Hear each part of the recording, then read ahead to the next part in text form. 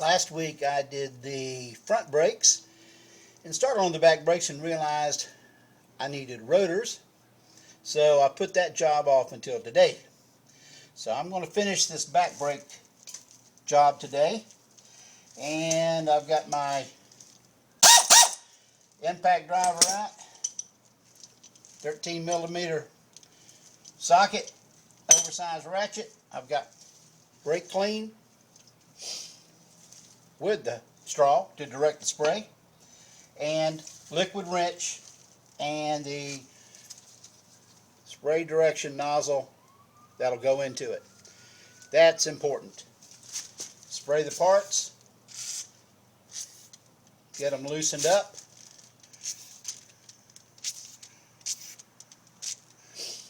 and then immediately I will go to the back side of the rotor and get the pads off.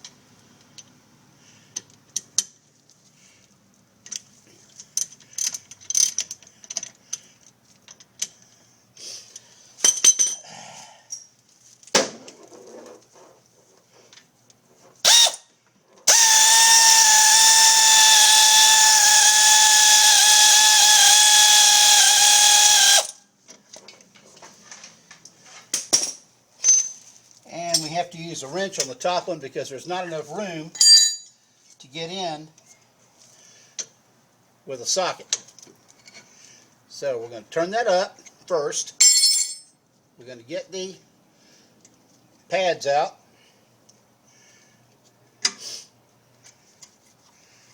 There's one, the inside pad, and then we'll take a screwdriver and gently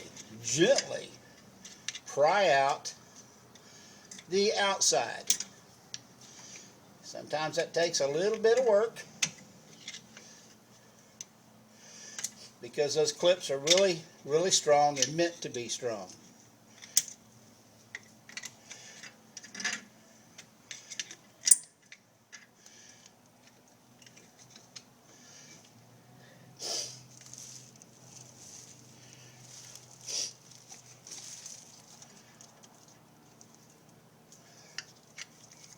See if we can get that out of there now. Pry them up a little bit, loosen them up some, and see if we can't get them out of there.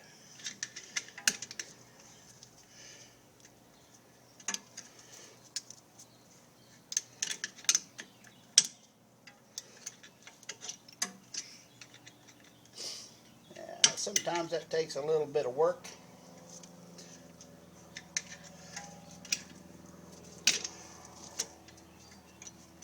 And there we go. Got it. It'll come out of there. You just have to work it a little bit. And there is the front pad. Now, we're going to go to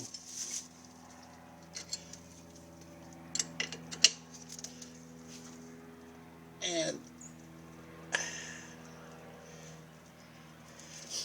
sometimes that one's a little tough to get loose because it's never been loosened up before.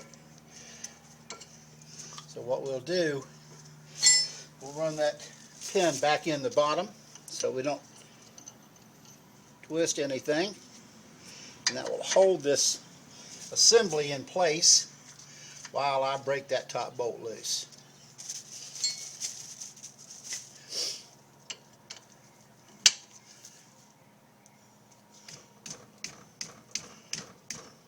There we go. That's what it takes. That bottom one stays in for the moment to provide leverage to get the top one loose. And there's not enough room between the brake line and the bolt head to get the impact driver. So you just got to do it the old-fashioned way with an open-end wrench. And that'll take just a moment to get that out. Now, what's helping me on this is I have sprayed down all of the bolts and connections and so forth with liquid wrench, being careful to not get it on any rubber components and or on the brake pads themselves. Now we're going to go back here. We're going to start with the bottom one and loosen the assembly, the mounts.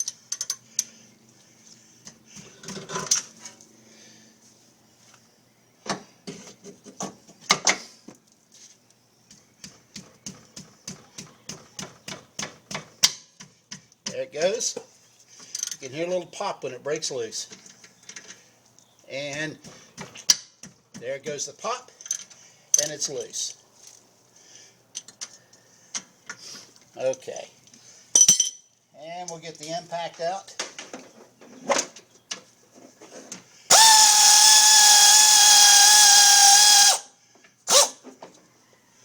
And we'll get the bottom one.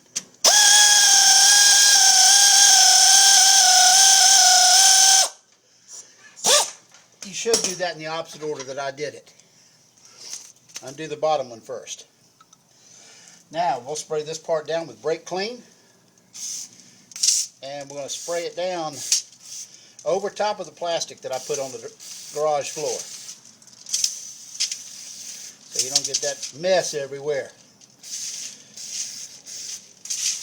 There we go. Alright, next we're going to see if that rotor is going to come loose, and it's not. So we're going to pop this rubber seal out carefully, very carefully, so as to not tear it. And that will come out. There we go. There's the seal. Now we're going to take our 4-pound, 3-pound sledge, and we're going to tap it.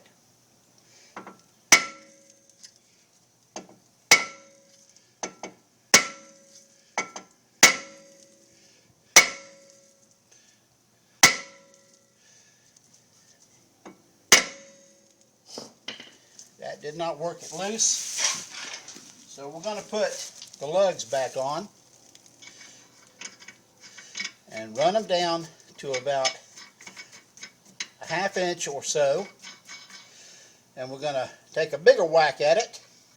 And I'm putting the lugs on to protect the threads in case I miss with the sledge. And leave yourself set about a 1/2 inch on the bottom so the rotor can break loose. You don't want to run them down all the way because you'll be defeating your purpose. And you want to see when it pops loose.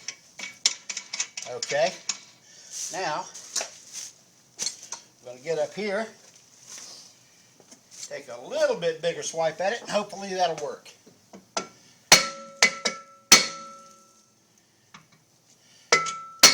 There we go. Just saw it pop loose. Yep. Now, back into position, we'll get the lugs off. We'll get the lugs off of it.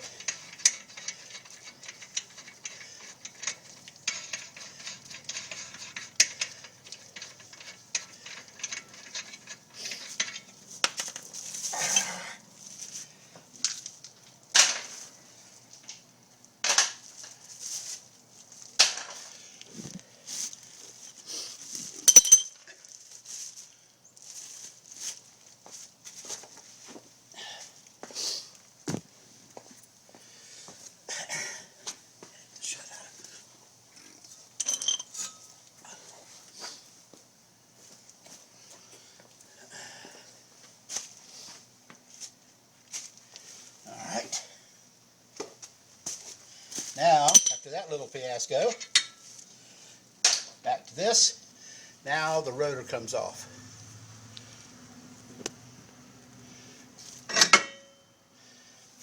And there it is. Not in too bad a shape, but the other one was in worse shape. So, the rotor's off. I'm going to spray a little brake clean on here.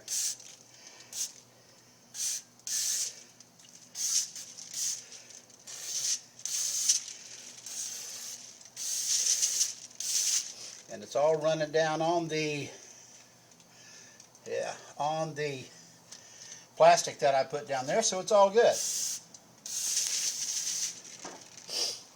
Okay, now I'm going to turn you off for a second and go in and clean the new rotor off. Alright, new rotor's cleaned with soapy water to get that residue off of there that they put on when they make these things, keep them from rusting. New rotor goes on, and now we're ready to put the assembly back on. Alright, we're ready to start the assembly on the reassembly of the brakes. The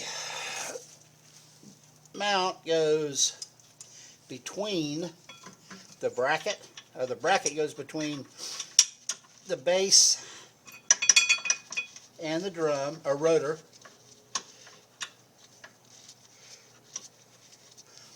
And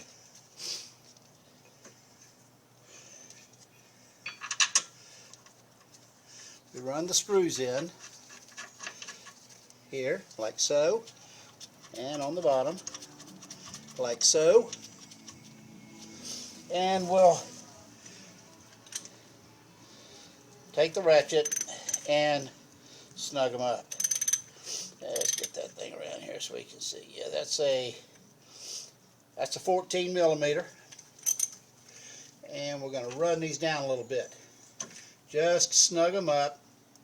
There we go. Nice and snug. Always use a larger ratchet so that you can get more leverage without stripping anything out, putting too much stress on the head of the bolt. Now, we're going to put the caliper back together with the respective parts, of course. And remember the one with the clip? The clip goes on the outside, and the clips fit right over the outside of the caliper. Try to keep your fingers off of the face of the pad, the wear surface. Now I've got these oversized oil filter wrench, and gently squeeze the piston back in, gently. Don't over torque that thing. And we'll get the backside pad, and we shall put that on.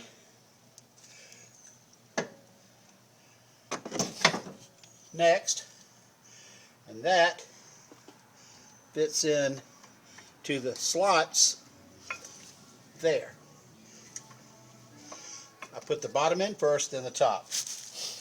Now, caliper assembly goes on,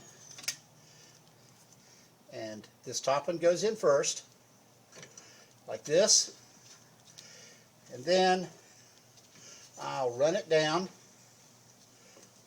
in just a moment. Let's get this caliper assembly over the pads. Now remember, you've got the rubber seals here that need to be aligned with the hole and not twisted. Top one's in, bottom one's in. Back to the 14 box end for the top. Let's make sure we got them lined up. The last thing you want to do is booger these things up by cross-threading them. Run it down. See where I'm running this down at the top. And once again, I have to use the box end because there's not enough room between the brake line and the head of the bolt to get a ratchet in. But that's okay, it's only a few turns. We're going to run this down, run it down, and then snug it up right there, right to that point. Don't want to go too far with it. Now we're going to put the bottom one in.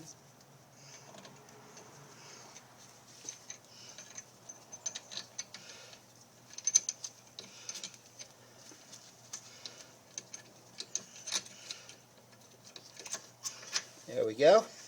And we can run that one in with our fingers to the bottom. And we can snug this one up. And go back to the top and snug this one up. There. Now we have our new rotor and new pads.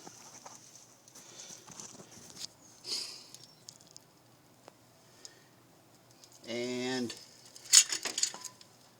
we are ready to plug the hole and put the wheel back on.